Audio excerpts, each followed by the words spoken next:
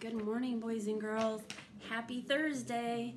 I wanted to share a couple of things that I made, and then I'm going to attach them to your parents' email today. So first thing is this. That's Hero. He wants to play. He has a toy. The first thing is this. It's like a little poster about different ways that you could use to kind of calm down. And go out into nature, laugh, take some deep breaths, try doing yoga. The yoga that we were doing in the classroom was yoga with Adrian. Do a journal, maybe meditate, smile.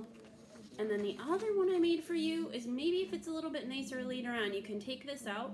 It's a nature scavenger hunt. And so then you look for all the things on here. So I drew those little things on my iPad and then I made it into a picture for you. And I'm going to read a book to you today. It's called Cloudy with a Chance of Meatballs, okay? Because it's kind of small words. It says, we were all sitting around the big kitchen table. It was Saturday morning, pancake morning. Mom was squeezing oranges for juice. Henry and I were betting on how many pancakes we each could eat. And Grandpa was doing the flipping. Pancake morning. Do you guys have a pancake morning at your house? Look at this picture. Seconds later, something flew through the air, headed towards the kitchen ceiling, and landed right on Henry. Oh, poor Henry. After that, we realized that the flying object was only a pancake. We all laughed, even Grandpa. Breakfast continued quite uneventfully. All the other pancakes landed in the pan, and all of them were eaten, even the one that landed on Henry. See the picture here? Grandpa's going to tell them a story. All right, so he says, that night, touched off by the pancake incident at breakfast, Grandpa told us the best tall-tale bedtime story he's ever told. Across an ocean, over lots of huge bumpy mountains, across 3 hot deserts and 1 smaller ocean, there lay the tiny town of Chew and Swallow. Sure? Alright, it says in most ways it was very much like any other tiny town. It had a main street lined with stores, houses with trees and gardens around them, a schoolhouse, and 300 people. Ooh, you should look to see how many people live in Oswego. It's definitely more than 300. It's a big town now. And some assorted cats and dogs. But even when Oswego was a smaller town, we never had a movie theater. I would have liked to have a movie theater here when I was a teenager.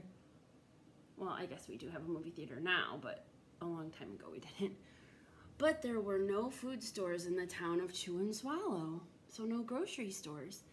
They didn't need any. The sky supplied all the food they could possibly want. The only thing that was really different about Chew and Swallow was its weather. It came 3 times a day, at breakfast, lunch, and dinner. Everything that everyone ate came from the sky. Would you like that? Would you like to have a place where all of your food came from the sky?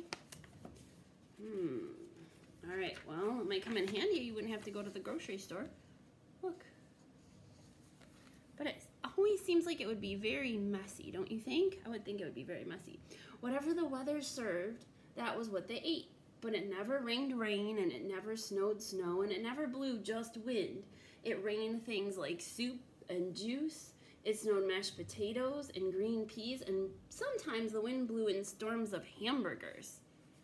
What's your favorite food? Yeah, what do you think it would it rain that food? Or bring a storm in of like cheese pizza or something? That would be amazing.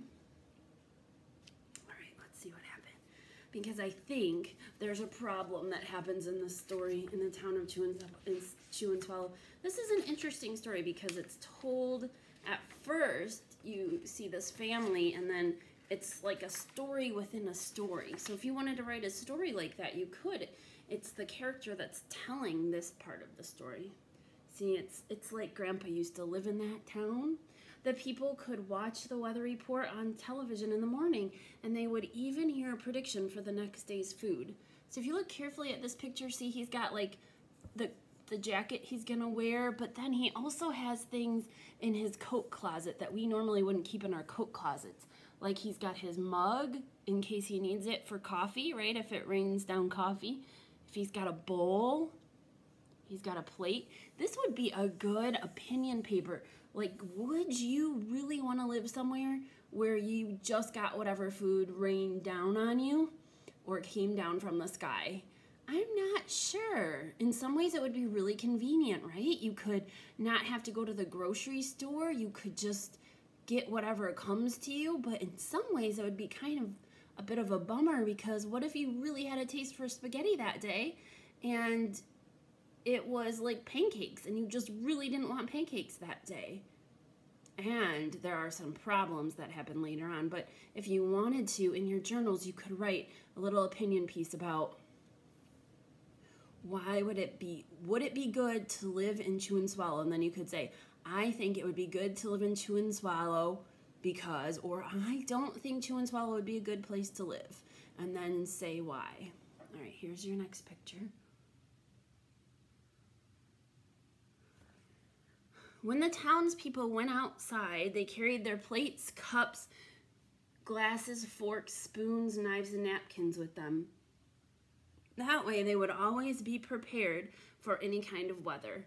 If there were leftovers, and there usually were, the people went home and put them in the refrigerator in case they got hungry between meals. Oh, so like they'd have like Tupperware, right? They could put their stuff in their Tupperware Rubbermaid containers and save it for later. They got hungry in the middle of the night. Here we go. Look at this picture. This always reminds me of Robin Williams in Mrs. Doubtfire. I know, weird. Okay, the menu varied. By the time they woke up in the morning, breakfast was coming down. After a brief shower of orange juice, low clouds of sunny side up eggs moved in, followed by pieces of toast. Butter and jelly sprinkled down for the toast, and most of the time it rained milk afterwards. For lunch one day, frankfurters. What's a frankfurter? See the picture? What's a frankfurter? Yeah, you're right. Hot dogs. Good job. Already in their rolls, blew in from the northwest at about 5 miles an hour. This all reads very much like I'm reading a weather report to you. Sounds like a weather report. Ooh, that would be another good activity. Go and figure out what the weather is supposed to be today. When I was taking the dog out, it was kind of cloudy. There were mustard clouds nearby. I'm sorry, not, well, cloudy, but very foggy. Then the wind shifted to the east and brought in baked beans. A drizzle of soda finished off the meal. Dinner one night consisted of lamb chops becoming heavy at times, with occasional ketchup. Periods of peas and baked potatoes were followed by gradual clearing, with a wonderful jello setting in the west. Look at that. I'm not sure, how do you get the jello then? Do you have to travel there to get it? The sanitation department. So the sanitation department, see like the garbage men and stuff? So we got our garbage days today. I heard the garbage truck out there. The sanitation department of Chew and Swallow had a rather unusual job for a sanitation department. It had to remove the food that fell on the houses and sidewalks and lawns. The workers cleaned things up after every meal and fed all the dogs and cats. Then they emptied some of it into the surrounding oceans for the fish and the turtles and the whales to eat. The rest of the food was put back into the earth so that the soil would be richer for the people's flower garden. Life for the townspeople was delicious until the weather took a turn for the worse. See, here's a good way to do an illustration. You don't have, or to tell a story, your illustration can tell the story, see? It's showing how instead of like a traffic jam because of a snowstorm, what's happening? The spaghetti is tying up the town. See that? It says record-breaking pasta fall causes chaos. Traffic snarled on the lower intestine street. Oh, lower intestine street. Lower intestine's part of your body. Ooh, you could look up all of your organs. That would be fun. One day there was nothing but gorgonzola cheese all day long. Gorgonzola cheese is a smelly cheese, so the people have these like clothespins on their noses. Look at this one. The next day there was only broccoli, all overcooked. So not only was it broccoli, right? Some people don't like broccoli. I actually like broccoli, but it was overcooked broccoli. And the next day, there were Brussels sprouts and peanut butter with mayonnaise. I don't mind Brussels sprouts, but I don't think I'd like it with peanut butter and mayonnaise. Maybe with just mayonnaise. But look at the poor little girl. It's the little boy over here, Floyd. It's his birthday. Well, that would be kind of stinky if it was your birthday and the only food was the food that came from the sky, right? How would you get your birthday cake? Another day, there was a pea soup fog. Oh, that's kind of like what I walked the dog in today.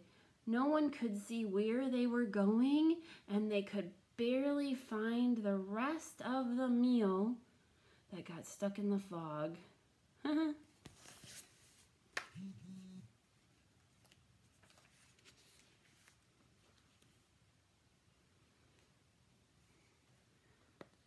Here we go. The food was getting larger and larger, and so were the portions. The people were getting frightened. Violent storms blew up frequently. Awful things were happening. One Tuesday, there was a hurricane of bread and rolls all day long and into the night. There were soft rolls and hard rolls, some with seeds and some without. There was white bread and rye bread and whole wheat toast. Most of it was larger than they'd ever seen bread and rolls before. It was a terrible day. Everyone stayed indoors, roofs were damaged, and the sanitation department was beside itself. The mess took the workers 4 days to clean up, and the sea was full of floating rolls. To help out, the people piled up as much bread as they could in their backyards. The birds picked at it a bit, but it just stayed there and got staler. There was a storm of pancakes.